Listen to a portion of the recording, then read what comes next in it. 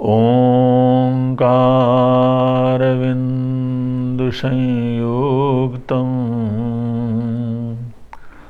नित्यं ध्यायन्ति योगिनः कामनं मोक्षदं चैव ओंकाराय नमो नमः।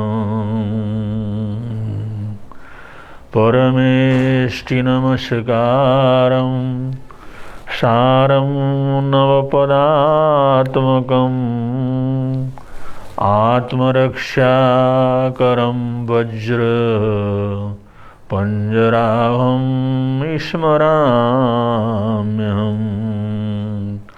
पंजराहं स्मराम्यहम्।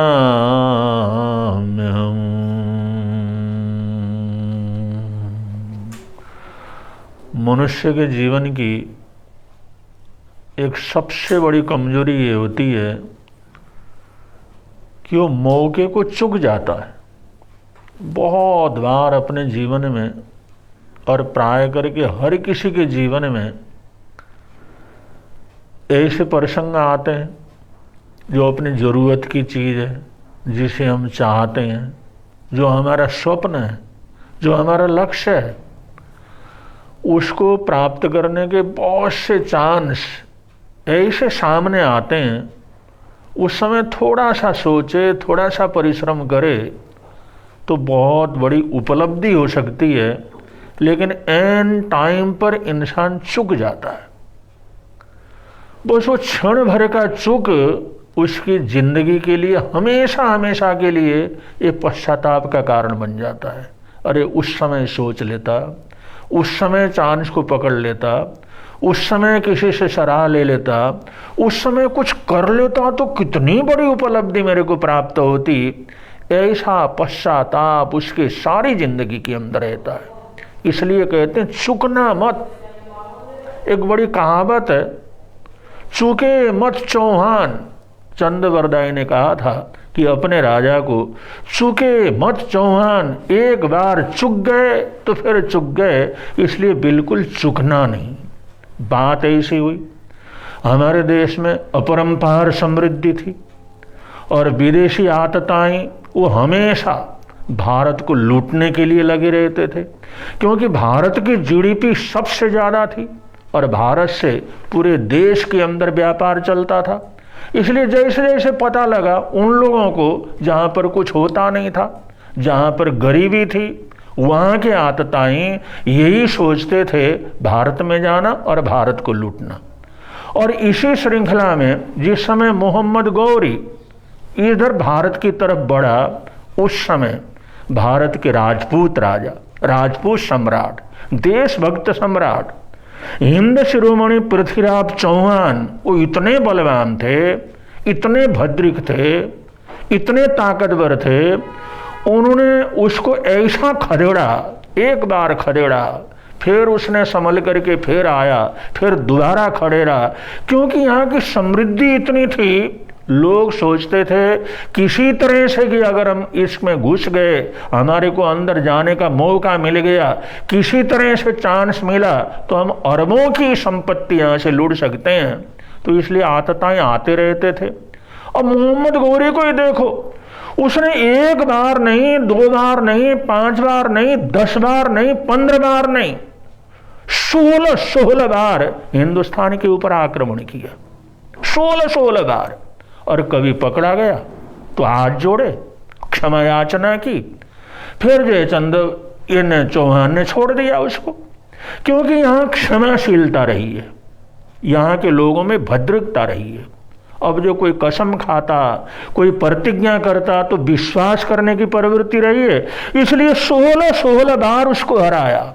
कई बार उसको मृत्यु होते होते वो बच गया, कई बार उसको बंदी बनाया, बंदी बनाने के बाद उसने क्षमा याचना की, हाथ पैर जोड़े और प्राणों की भिक्षा मांगी, और पृथ्वीराज चौहान ने बड़ी उदारता से उसको क्षमा कर दिया। और बहुत बार उसने कहा आगे मैं कभी कभी लौट करके नहीं आऊंगा, कभी इधर देखूंगा नहीं। लेकिन फिर कुछ वर्षों के बाद फिर जो है आक्रमण करने के लिए आता था।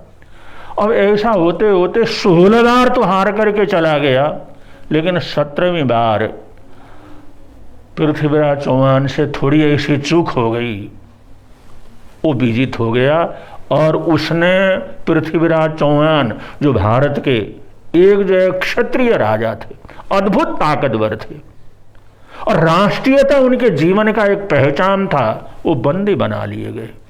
और एक बार जीता तो उसने उनको बंदी बना करके अफगानिस्तान लेकर के चला गया और बड़ी बड़ी उसको तकलीफें दी और उनकी आंखों को भी फोड़ डाला। ऐसी तकलीफें दी। उनका जो राजकवि चंदबरदाई था, वो चंदबरदाई किसी तरह से अफगानिस्तान पहुंचा कि अपने राजा से मिलने के लिए, और जेल में उनकी स्थिति को देखा और उनकी आंखें निकाल दी गई थी। इस क्रूरता तो जिस समय देखा उसको बड़ा दुख हुआ, बड़ी तकलीफ हुई, मन के अंदर बड़ी वेदना हुई। इतना वीर राजा आजा इसकी कैसी स्थिति हुई है। जिस समय मिले तो चंदबरदाई और पृथ्वीराज चौहान ने बातचीत किया कि जिंदगी भर वीरता से जिए हैं, लेकिन कायरों की तरह हमने मरना नहीं है और इन दुष्ट लोगों के हाथ से मरना नहीं है, तो उसके लिए कुछ प्लान बनाओ। तो चंदबरदाई ने वहाँ पर प्लान बनाया। उन्हें कहा मैं करता हूँ, सब काम मैं करता हूँ। उसने राजा के पास, जिसने जो है इसको जीता था और जो है जिस समय गए मोहम्मद गोरी के पास गए, उन्होंने बड़ी उनकी प्रशंसा भी की और ये कहा भाई ये तो चंदबरदाई ने कहा चौहान वो राजा हैं, वो तो मरने ही वाले हैं और वो तो कितना दिन रहेंगे, लेकिन उनको बड़ी बड़ी कलाकारी आती है, ऐसे ऐसे गुण आते हैं, ऐसी ऐसी चीज़ें आती हैं, अगर आप उसको थोड़ा सीख लें, क्योंकि वो मर जाएंगे तो उनकी कला तो उनके साथ ही चली जाएगी। लेकिन आप अगर सीख लें, आपके सैनिक वगैरह सीख लें तो आगे भी बड़ा काम आएगा, बड़ा करामाती है, बड़ा जो है ये धनुर्धर है। उन्होंने कहा क्या कर सकता है? उन्होंने कहा देखो 7 अगर जो है लोहे के तवे अलग अलग जगह पर लटका दिए जाएं, एक तीर से वो 7 के 7 तवे को नीचे गिरा सकता है। ऐसी ऐसी कलाकृति जानता है। उस चीज को तो आप देखो, आप कभी भी इशारा करेंगे वो तो मारे देंगे, वो तो मर ही जाएगा, वो तो खत्म ही हो जाएगा। लेकिन जो है आप उनकी कला को तो एक बार देख लो, वो क्या क्या जानता है, कैसे कैसे कर्तव्य करता है, तो आपको भी आनंद आएगा। अब जिस समय इस तरह से कहा तो उसने कहा चलो एक दिन उसका कर्तव्य देखेंगे।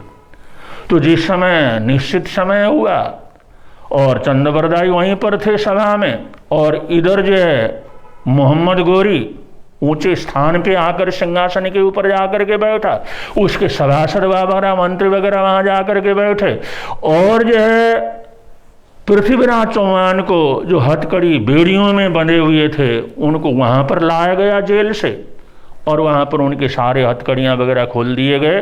और जो है खोलने के बाद उनकी प्रशंसा करते हुए जिस समय कुछ बातें चंदबरदाई ने उनके सम्मान में बोला, वो बोलते बोलते उन्होंने जो है सब बातें वहां पर बोल दी और जो कहा सरकार आप जो हम थोड़ा सा उनको जो उनकी भावना को जगाएंगे जिससे वो कर्तव्य को पूरा कर सकें। उस समय आपने आवाज देना है, आप जैसे ही आवाज देंगे उसी समय वो 7 तवों को जो दूर दूर तक जो लटकाए हुए हैं उस हिसाब से उन तवों को लटका दिया गया था। लोहे के तवे थे और इन सबको जो है वो गिरा देगा, लेकिन आपने इशारा करना होगा, आवाज करनी होगी, क्योंकि उनको दिखता तो है नहीं। तो उन्होंने यही बात कही थी करते करते 4 बांस 24 गज अंगुल 8 प्रमाण, ता ऊपर सुल्तान है चूके मत चौहान। बस ये प्रशंसा करते करते ये बात कही, और कितनी ऊंचाई है और कितने ऊंची जगह पर बैठे हैं जो बताया, तो उनका दिमाग इतना था उतना हिसाब उन्होंने लगाया। अब हिसाब लगाने के बाद जैसे ही जो चंदबरदाई ने कहा सरकार अगर आप देखना चाहते हैं कर्तव्य तो आवाज कीजिए, जैसे ही सुल्तान ने कहा शुरू करो, जैसे ही ये कहा उसी समय तीर छोड़ा और सीधे जो है वो तीर जाकर के उस सुल्तान के, उस आतताई के मोहम्मद गोरी की छाती में जाकर के चीरता हुआ वो तीर चला गया, क्योंकि वो जानते थे शब्दवेदी बाण, कि जो शब्द सुन करके ठीक वहीं पर तीर चलाने की उनकी करामात थी। और जैसे ही उसने आवाज किया, चंद्रवरदाई ने जैसे इशारा किया था, जैसे उसने आवाज किया उसी समय तीर छोड़ा और वो तीर उसकी छाती को बीतता हुआ चला गया।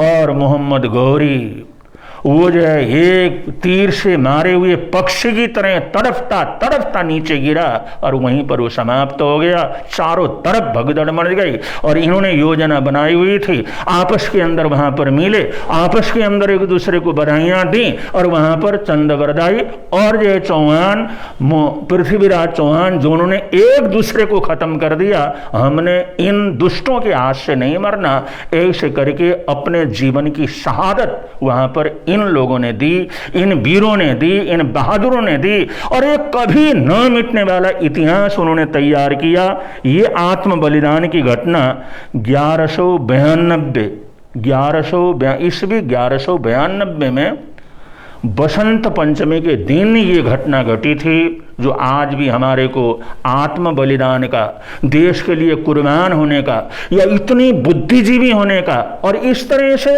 अपने जीवन की वीरता को बचा करके रखने का, स्वाभिमान से जीने का ये संदेश, ये जो बलिदान का दिवस हमारे को देता है। इन महापुरुषों से, ऐसे लोगों से हमारे को कुछ न कुछ सीखते रहना चाहिए। अगर सीखते रहेंगे तो यहाँ भी आनंद रहेगा, आगे भी आनंद रहेगा। बोलिए भगवान महावीर स्वामी की।